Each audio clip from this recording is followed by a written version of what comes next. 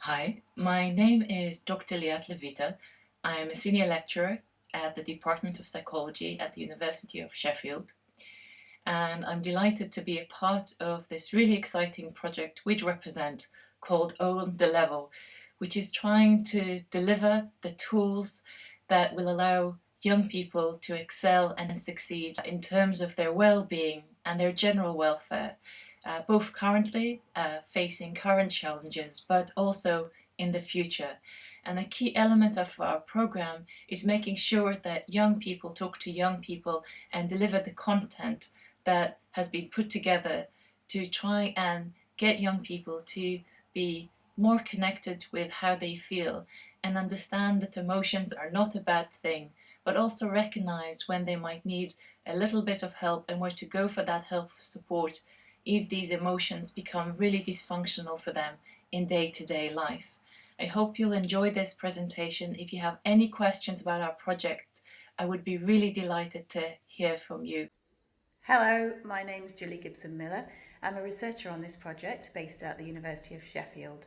Really excited to be involved in this project with a great team.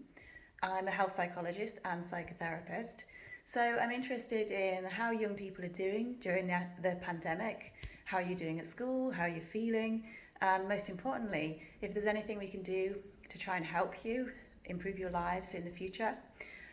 Really looking forward to updating you on the project as we go along. Bye for now. Hi, my name's Chrissy Cox and I'm the mental health lead and the director of the On the Level programme at Reprezent Radio, which is a youth radio station based in Brixton.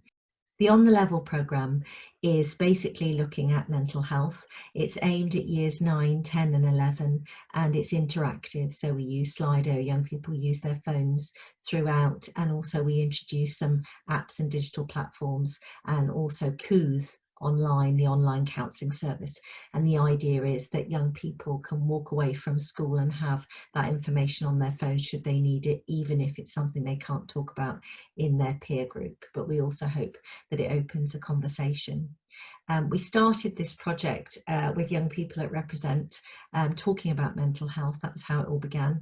And then we ended up going into schools in Essex to do some focus groups to talk to young people in years 9, 10, 11 and find out how they were feeling about mental health, what it was that made them anxious, and what might be quite useful for them to know, and the conversations that might be useful for us to be able to raise with them within their school environment to help. And that was really how On the Level started.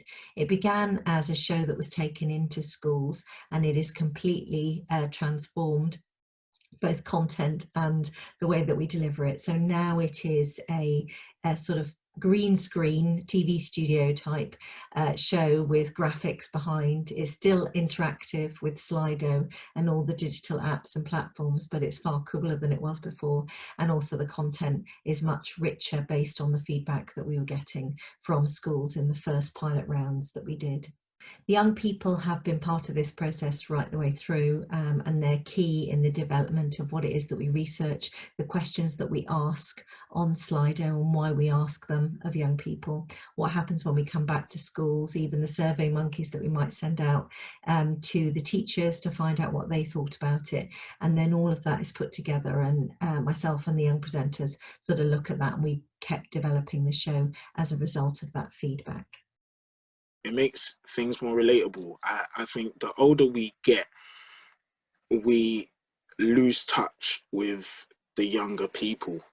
Even some would say we lose touch with our younger selves. You know, the power of imagination disintegrates. You know, it decreases as you get older as well. So that whole thing about being able to connect with somebody is good, to have someone say, hey, you can talk to me.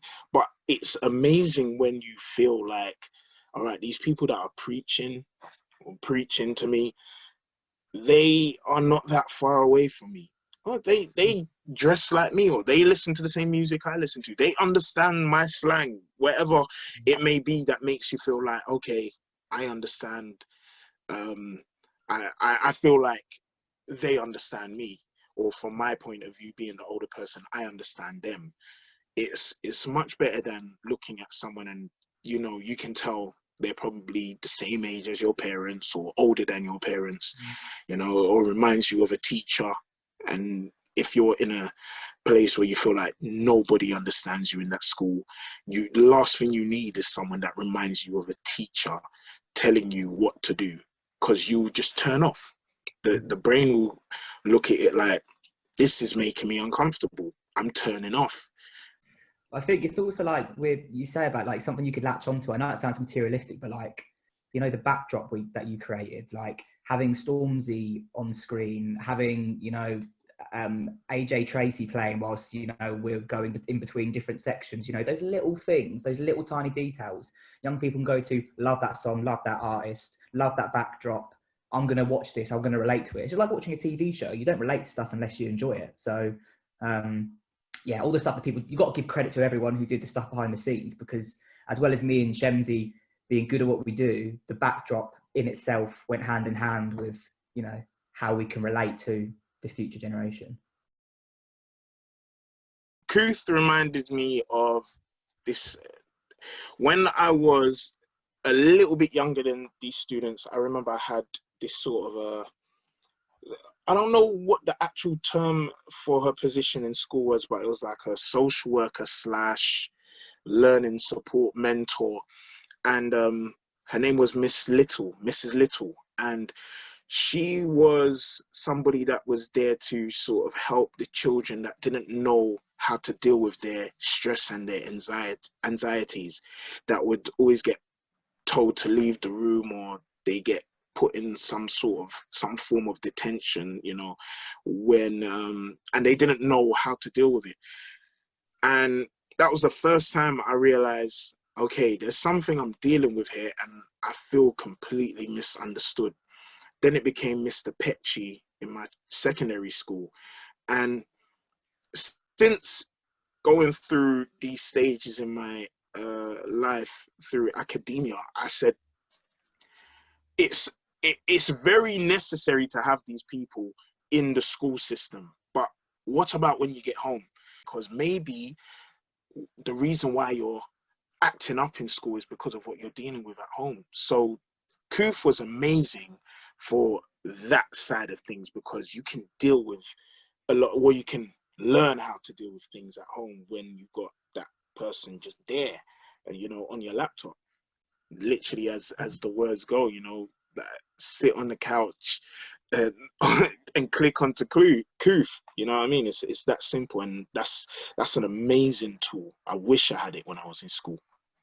During lockdown, I was speaking to a council member, somebody she worked for young carers, with young carers as part of the council. I won't say which council, but and she was saying that young carers in particular, these young people are one of the most isolated groups of people in the country during the lockdown period, because they've got no one to talk to and they are constantly looking after the people they're caring for. And if you are speaking to somebody on Zoom, for example, it's not the same as going to their clubs, which they would go to, where they can express or say something about how they're feeling, because they are still in that space with the person they're caring for. And 9 times out of 10, the reason they're feeling so mentally down or feeling worried or anxious is because of the person who they're looking after. So it just really showed me that period, and those young people who feel so isolated, having something on a phone that they can literally turn to anonymously without literally having to say anything to anybody, but find those answers. It can, I mean, without sounding too dramatic, it can save a life. And I think it is a really good thing. Like Shemsy says, I really wish I had when I was at school. Something I wish I had all these apps at school, because they're just, yeah, like I say, they're life-saving. They can really help young people who are in such isolated situations. I think it's kind of the groundwork which needs to be done to make this project a success, because at the end of the day, it's even more so us being in a studio space. As soon as that camera turns off, we don't know what happens behind the closed doors. So not even just focusing in on the school, it's about, like you say, focusing on those communities as well. How has that conversation gone from the classroom to the family, to friendship groups, how the young people been looking after themselves.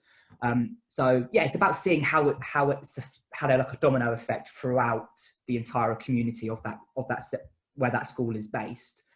But also, like, we need to know if it's working. I know that sounds really, really easy to say, but we need to know that we're not turning off those screens and nothing's happening.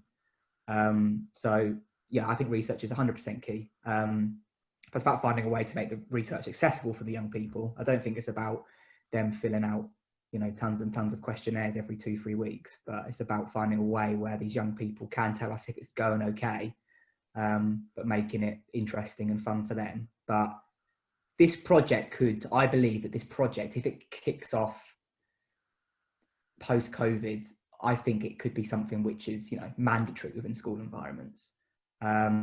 So if I believe that, and I feel like you do as well, Chrissy, and so does Shems, if we all believe that, then why not do as much as we can to make sure the research is, you know, foolproof, and we can push forward and roll this out into every school across the country. Let's do it.